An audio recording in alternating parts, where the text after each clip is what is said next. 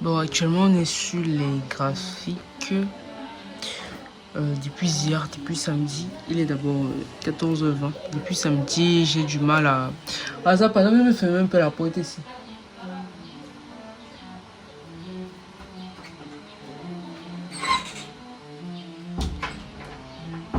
Ok, depuis samedi, j'ai de la difficulté à analyser mes graphiques. Alors, comme je vous ai dit, j'ai perdu mon compte Trading Gold.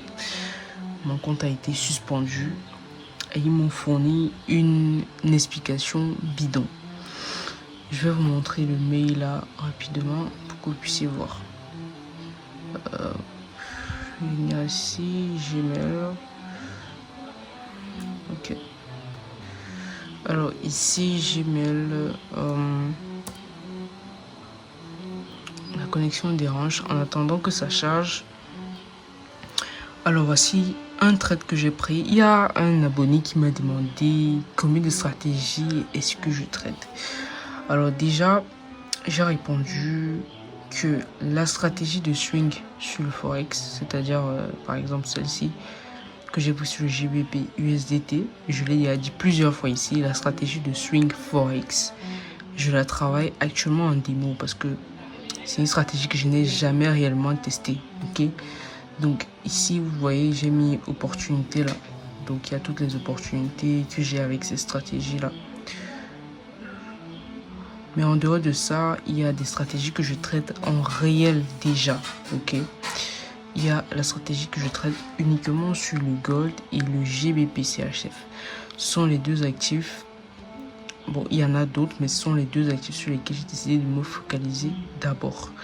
Sur le Gold, il y a la stratégie tricycle Gold que je vais vous montrer plus tard. On a une connexion qui dérange tellement. La stratégie tricycle Gold de Benjamin Deleuze, je vais vous montrer ça. Que j'ai pris vendredi. Ok, je l'ai pris ici. J'ai attendu que le prix casse ce niveau-ci. Vous voyez que la connexion elle est mauvaise. Très. Donc j'ai attendu que le prix casse et clôture. En dehors de ça, j'ai pris le trade. On a corrigé en fait à la baisse. Maintenant je ne sais pas. Est-ce que le marché va venir briser ce niveau ou pas? Donc ça c'est la première stratégie que je travaille en réel uniquement ici sur le Gold. Celle-ci, la stratégie tricycle Gold. Elle est focalisée énormément sur les figures chartistes, notamment 3 figures chartistes. L'accumulation en range, ok, le triangle ascendant ou descendant et le triangle symétrique. Donc ce sont les 3 figures chartistes qu'on travaille. Et il y a d'autres règles derrière tout ça, d'accord. Je ne trace pas juste et je prends le trade. Non, il y a d'autres éléments qui viennent renforcer la stratégie. J'ai vu cette stratégie sur la chaîne YouTube de Benjamin Deleuze. Donc, je vais vous montrer ça si la connexion nous permet. Parce que j'ai pas trop l'impression. J'arrive même pas à ouvrir mon Gmail. C'est... Bref. Tant pis. Donc, c'est le trade que j'ai en cours actuellement. Oh, j'ai cliqué sur quoi encore? Maintenant, je suis sur un autre, c'est tout le Gold. Et là, c'est maintenant une stratégie swing que j'applique. Ok. Là, elle consiste à rentrer en M5. Et l'analyse, déjà, on trace un carré pour représenter la journée de vendredi. Ça, c'est la journée de vendredi, le 5 décembre. Donc ça, c'est sa journée que j'ai mis dans un rectangle. Et je vais activer cet indicateur développé par Benjamin, ok, en M5 qui va me donner en fait l'indication nécessaire pour continuer à prendre le trade. Et tout ça, on le verra lundi pour voir si on aura un trade à prendre. De même, cette stratégie, je l'applique aussi sur le GBP CHF. Voilà. Cette stratégie peut aussi être appliquée sur le NAS100 et l'US30. Mais je préfère d'abord me concentrer avec ces deux actifs en réel. Et peut-être avec le temps rajouter d'autres actifs. J'ai d'abord envie de me concentrer sur ces deux-ci. Donc voilà les stratégies que je travaille en réel et j'ai mis une sous-section que j'ai appelée Brexit. Ensuite, maintenant, on part sur les stratégies Swing Forex. Je tiens à signaler que les stratégies ici Brexit que je travaille, c'est aussi du swing. C'est aussi du swing, parfois du day trading, mais c'est beaucoup plus du swing. Alors ici sur le GBP USD, j'ai essayé d'observer grosso modo ce qui s'est passé depuis qu'on a pris le trade à ce niveau. Vous voyez que le marché, il a poussé et il est en train d'accumuler sur cette zone psychologique, cette zone de résistance. Donc j'ai déplacé mon stop loss à ce niveau, ok, là où j'ai mis cette barre, parce qu'elle est bel et bien en dessous de ce creux et en dessous de la moyenne mobile 100. Donc là maintenant je vais attendre et voir si le marché descend et remonte. Donc si le marché vient faire, je ne sais pas si ça va s'afficher, vient faire un haut, un bas et puis un haut.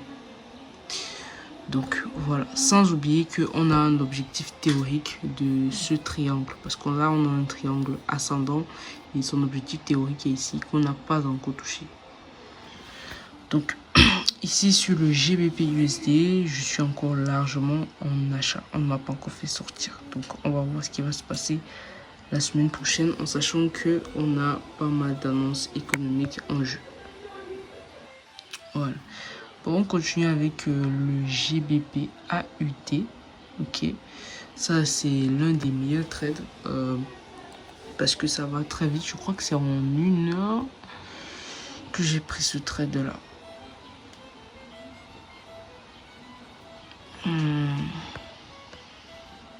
Ok, j'essaie de baisser la luminosité. Voilà, je crois que c'est en 1 heure. Attendez, je ferme ceci. Je crois que c'est en 1 heure que j'ai pris ce trade là. Et on peut bien voir que le marché est en train de très bien descendre. Déjà, j'ai déplacé le stop loss à break-even. Donc ça, c'est depuis la semaine passée. Je sais pas pourquoi c'est flou.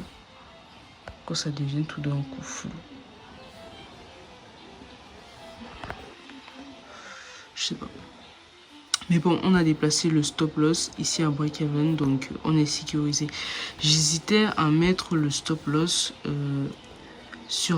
au-dessus de cette zone de support qu'on a cassé. Mais je me suis dit que le prix peut tout le temps ignorer cette zone-ci et casser et repartir comme ça. En sachant qu'on a un objectif théorique. Donc on va observer. Je ne sais pas comment est-ce qu'on va devoir manager ça. Je sais pas pourquoi la caméra fait le fou. Je sais pas. Ok, maintenant on passe à l'USD JPY. Ok.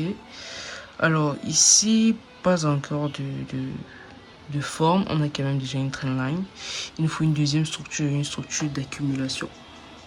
Et là, on n'en a pas encore de structure d'accumulation pour le moment. Donc, on va justement attendre et voir ce qui va se passer la semaine prochaine. Ensuite, on va passer la connexion qu'on va déranger. On va passer à l'euro JPY. La connexion dérange déjà.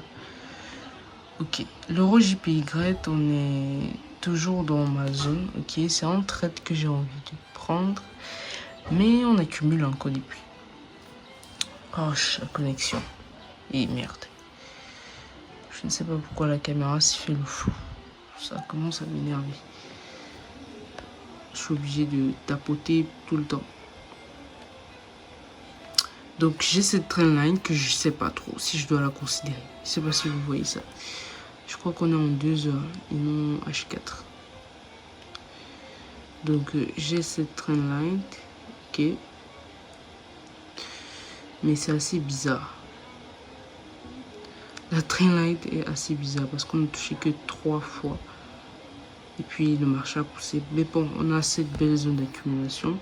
On va voir si le prix vient casser cette accumulation. Et puis on partira à la vente. Et pour le moment, rien du tout. Alors, sur l'euro USD, toujours pas de trade. Toujours pas de trade sur l'euro USD. Je suis en train de faire la vidéo. Comme toi, tu bavardes là-bas. Donc sur l'euro USD, toujours pas de trade. Ok, le marché est venu ici. Sur cet outil que je vais déplacer un tout petit peu à la hausse, comme ça. Ok, il a méché, il est reparti. Donc on va attendre, voir vraiment si on le casse. Si on ne casse pas, on ne prend pas. Donc le but c'est de prendre un achat sur l'euro USD parce qu'on a un autre trendline qui commence très loin et on a ce gros bloc d'accumulation qui forme un double bottom. Je crois que c'est comme ça qu'on appelle ça. Donc pour le moment on attend. Sur NZD USDT, je crois que j'ai aussi vu une opportunité là-dessus. La connexion est extrêmement de mauvaise qualité, ça c'est extrême. Alors ici j'étais un peu perdu. Ok, je suis très perdu ici, beaucoup trop même d'ailleurs. Ok, voilà un peu ce que j'ai tracé. Oh désolé, la connexion dérange, c'est pour ça que ça va hyper lentement. J'ai tracé cette trendline, mais le problème c'est qu'il y a ceci qui est sorti. Je ne sais pas si c'est à considérer la trendline, c'est assez bizarre. Mais sinon j'ai décidé de prendre ça pour observer. J'ai mis ça dans la case opportunité justement pour observer. On est sur NZD USD, justement pour observer ce qui se passe. Est-ce que le marché va vraiment, est-ce qu'on va considérer ça comme une accumulation? Est-ce que cet élément doit être pris en compte sur la trendline? Autant de questions, c'est assez bizarre. Parce qu'on voit très bien qu'on a le prix qui revient bien sur cette ligne ici. Mais on a ce prix qui est sorti et rentré. Bizarre. Et on a une même sortie ici. Est-ce qu'il va rentrer? On ne sait pas. Donc j'ai essayé juste d'observer. Je sais pas si c'est quelque chose à considérer. On verra pour la suite. On passe maintenant à l'euro GBP. Je tiens encore à préciser que cette stratégie, je la travaille en démo. Alors sur l'euro GBP, je sais pas ce que ça fait. Non, ok. J'étais perdu parce que je voyais pas mes analyses. Alors sur l'euro GBP, j'ai cette trendline en H1. H1, M30, je sais plus trop. Donc, on a tellement... C'est une très belle trendline. Maintenant, il faut attendre la deuxième structure qui est l'accumulation. Si on n'a pas une accumulation et que le prix casse sans donner la deuxième structure, on ne prend pas le trade. Parce que le trade demande deux structures. Une trendline et une structure d'accumulation. Maintenant, on va passer au CADJPY. Bon, on attend que ça charge. Alors, le CADJPY, quelque chose s'est passé. On a bel et bien une autre trendline à ce niveau. On a une autre trendline, on a une autre accumulation, mais on a l'impression que le prix est en train de repartir à la hausse. Comme s'il allait faire un truc comme ceci. Tac, tac, tac. Pour continuer, ça marche en quelque sorte. Donc, je vais observer pour voir si ça reste une accumulation ou le prix a décidé justement d'aller uniquement à la hausse. Et on va... Ok, j'étais en train de supprimer pas mal de trucs dans mon téléphone avec lequel je fais mes vidéos parce que ça signalait déjà que c'était plein. Du coup, la vidéo que j'ai fait tout à l'heure, c'est arrêté. Je sais pas si ça a enregistré, j'ai même pas eu le temps de vérifier. Mais je crois que ça a enregistré, mais je sais pas où ça s'est arrêté concrètement. Alors là, on est sur l'AUD, CAD, ok.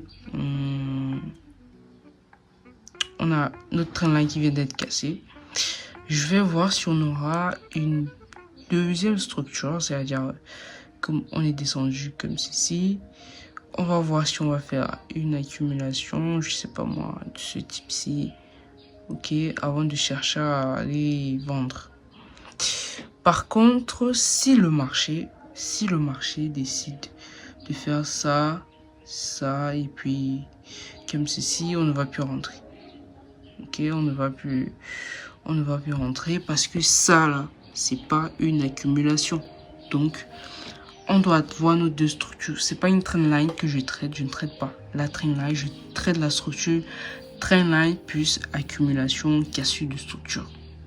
C'est un peu ça. Donc voici un peu toutes les opportunités que j'ai eu à présenter. En dehors de ça, on a d'autres d'autres actifs que j'ai analysé, il n'y avait pas vraiment d'opportunité, ou d'autres où je me suis fait stopper, comme par exemple ce trade-ci que j'avais pris, je crois. Je m'étais fait stopper, je pense. Je sais plus trop si c'était ça ou pas. Alors, peut-être ce soir, je vais un peu vous montrer comment est-ce que je... Bon, quand il dit ce soir, c'est aujourd'hui. Je vais vous montrer un peu comment je remplis mon Notion. Comme je vous ai dit, j'ai 2 stratégies que je travaille. L'une en réel et l'autre en démo, qui est celle-ci que je suis en train de vous présenter. Mais notamment, pourquoi est-ce que je travaille ces stratégies en démo? Justement parce que j'ai envie d'apprendre à bien manager. Ok, j'ai décidé de travailler en démo pendant 3 mois. J'ai commencé il y a 2 semaines. Bref, je me suis fixé jusqu'en février. Et déjà, le mois de mars, c'est le mois où je vais me préparer. Parce que le mois de mars, cette stratégie ne fonctionne pas. Le mois de mars, depuis plus de 10 ans, d'après la vidéo que j'ai vue, développée par Benjamin Deleuze, cette stratégie ne fonctionne pas durant le mois de mars. Donc le mois de mars sera le mois où je vais m'organiser pour m'acheter un compte propre firme sur lequel je vais travailler uniquement cette stratégie. Et le money management est extrêmement important, raison pour laquelle je travaille en démo et pas trade, vraiment je risque 0,5%. C'est un peu ce que je fais. Et non 1%.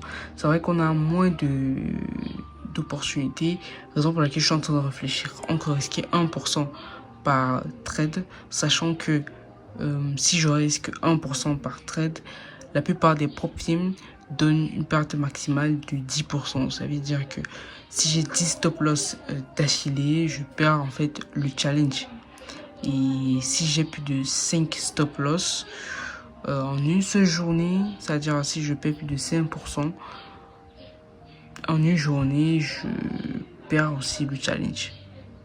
Bref, c'est un point à regarder. Travailler en démo, c'est bien, mais quand on est déjà sur une firme ou en compte réel, ça devient autre chose. Mais bon, j'ai décidé de travailler sans démo pour bien comprendre la structure. Vous voyez, je me suis retrouvé avec des structures que j'arrivais même pas à comprendre si je devais prendre ça ou bien laisser. Il y a des moments où je vois, je ne sais pas si c'est une accumulation à prendre en compte ou pas, tellement elle est petite. Donc, je suis justement en train de travailler là-dessus, sur tous ces points-là, pour essayer vraiment de me cadrer et avoir le maximum de data pour que quand je vais vraiment me lancer, je pourrais savoir que ok, voilà ci, voilà ça et autres. Ok, petit coup d'œil sur le Bitcoin. Vraiment, je ne traite plus trop le Bitcoin. D'accord, donc je jette juste un coup d'œil. C'est un actif qui m'a beaucoup fasciné, parce que c'est un actif sur lequel j'ai eu à gagner beaucoup quand j'ai commencé à trader. Malgré que je n'avais aucune stratégie, le Bitcoin m'a fait gagner énormément. Ça, je ne rigole pas. C'est le gold en fait qui est venu me filer le compte, sinon le Bitcoin m'a fait gagner beaucoup. Du coup, actuellement, je recherche encore une stratégie vraiment spécifique au Bitcoin parce qu'il est parfois un peu très turbulent. J'arrive pas dans tous les sens. J'aimerais bien trouver une stratégie swing à appliquer dessus. Mais pour le moment, je suis concentré sur ce que j'ai à faire. Donc, on verra ça plus tard. Et déjà, je voulais passer un petit coucou. Merci à tous les plus de 40 abonnés que j'ai pu avoir.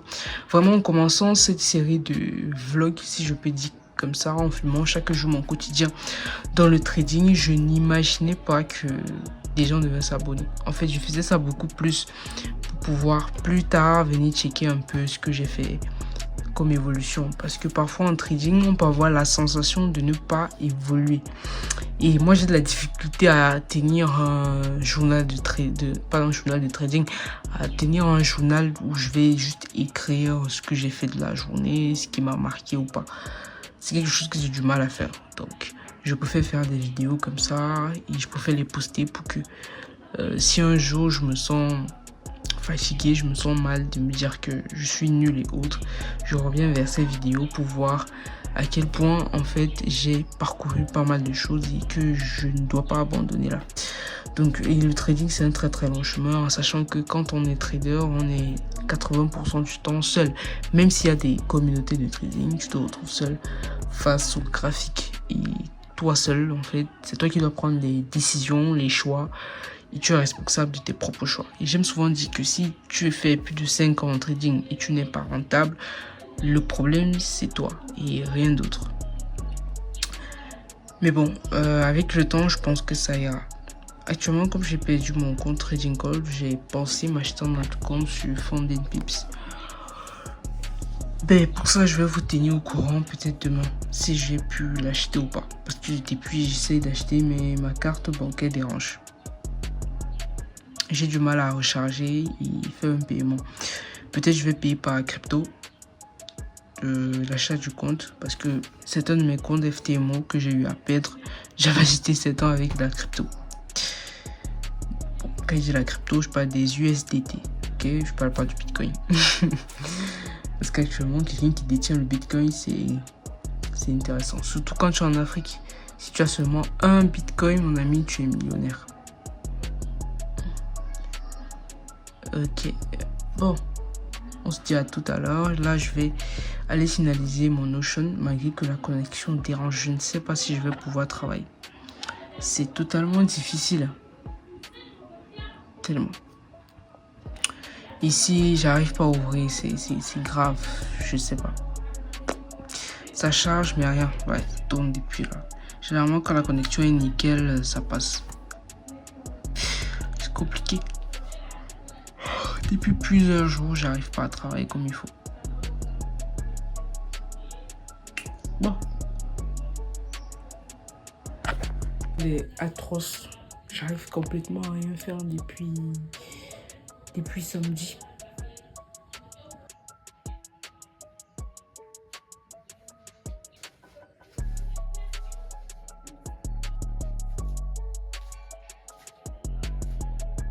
Et 18h48, là je viens de m'acheter un nouveau compte 5K sur Founding Pips. Alors vous voyez ici, c'est 5000 $. J'ai pris la formule 2-Step Pro. Ok, là il faut attendre 6% de profit sur la première phase. La deuxième phase, c'est exactement 6%. Alors j'ai choisi ceci parce que ça fonctionne très bien avec le swing. Ça permet de laisser les positions ouvertes, que ce soit pendant ou après le challenge, contrairement à la formule Founding Pips tout court. Donc voilà.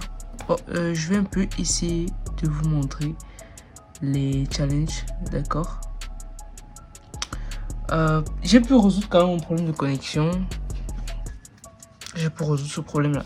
Donc voici un peu les comptes qu'ils fournissent. Comme je vous l'ai dit, j'ai pris Founding Pips Pro 2-Step, c'est-à-dire des évaluations. Attendez un peu, je vais traduire ça. Je fais quand c'est traduit, je comprends mieux le français que l'anglais. C'est comme ça, pas traduit, c'est pas grave. Alors ici on a 3 types de comptes, 2 évaluations, une évaluation, 0 évaluation. Et puis tu peux décider en prenant le modèle Founding Pips, choisir 8% et 10% en termes de target. Et voici les prix.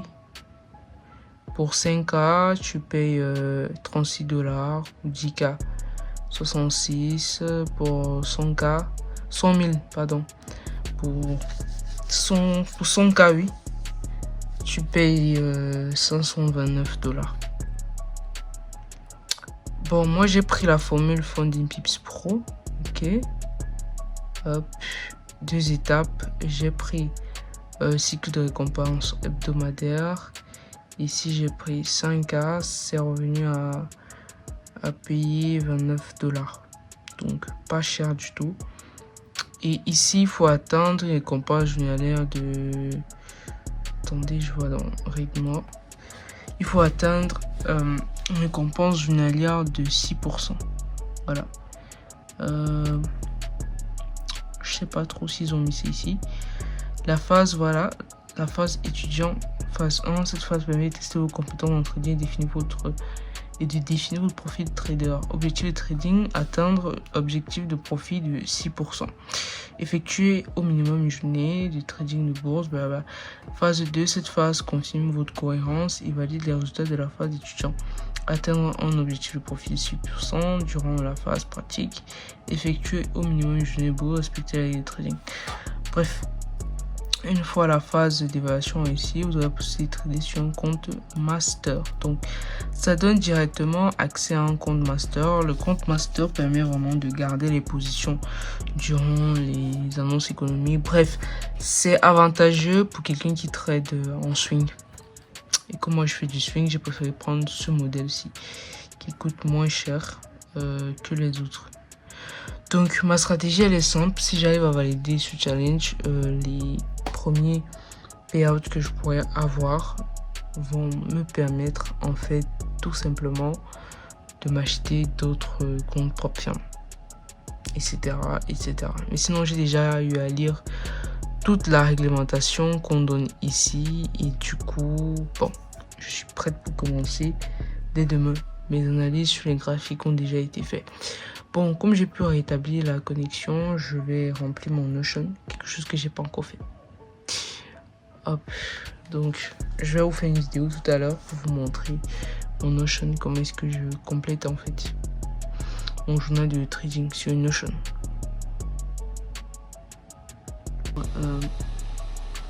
Quelqu'un m'a demandé en commentaire comment est-ce que je fais pour traquer les trades, sachant que j'utilise deux stratégies. Alors ici, là, je suis sur Notion, ok. J'avais plein d'autres trucs ici que j'ai eu à supprimer, ça me sert à rien. Donc là, on est sur le Swing Trading 1, ce que je travaille en réel sur la nouvelle profil que j'ai décidé de travailler, vu qu'on m'a suspendu le compte sur Trading Gold. Donc ici, j'ai mis les deux trades que j'ai pris la semaine passée, mais je les ai pas comptés, ok. En termes de gains et pertes, j'ai pas compté. Là, j'ai la session, je mets le jour, je mets l'ordre, je mets l'unité de temps où je suis entré, ok. Et là, je mets en commentaire en fait qu'est-ce que je peux penser. Et là, je mets directement le trade que j'ai eu à prendre ici, l'image que je mets. Par exemple, celui-ci.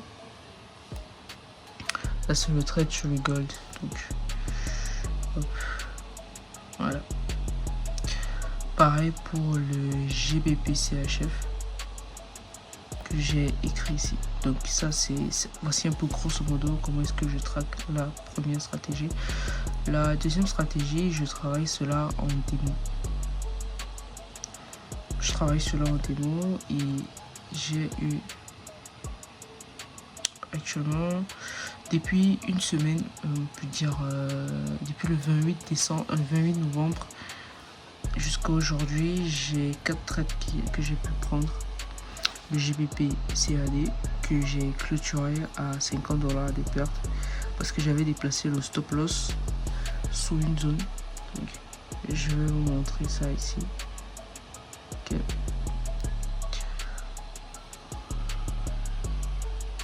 J'ai déplacé le stop loss sous cette zone ci, donc à la moitié du stop loss initial où on m'avait fait sortir.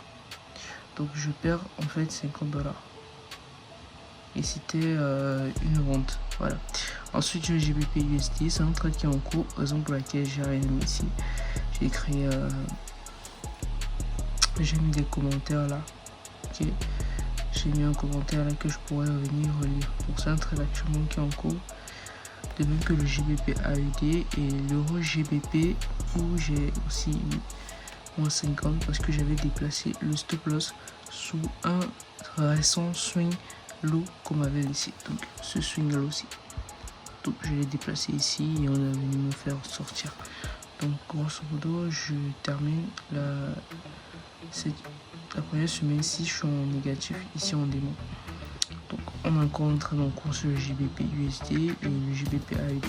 Sur le GBP AUD, on a déjà sécurisé. Ok, on a mis le trade à break-even ici. Hop, le trade on a sécurisé. Ok, le stop loss je l'ai remis plutôt à break-even. C'est pas ici, c'est à break-even que j'ai mis parce que je me suis rendu compte que le prix pouvait bien venir me chercher ici. Donc je me suis mis en break-even histoire de sécuriser et le prix est redescendu en fait. Donc voici à quel niveau nous sommes. Par contre, si je valide, si le GBP USD, attendez, je reviens ici. Si le GBP USD atteint le TP final, Déjà, on est sur un R2-3. Ok, si on attend le TP final, on va générer environ 320 $. Du coup, on va récupérer les pertes et faire du profit. Donc, comme je vous ai dit, je vais travailler cette stratégie en démo pendant 3 mois. Voilà. Et puis, on verra la suite. C'est un peu ça, c'est tout.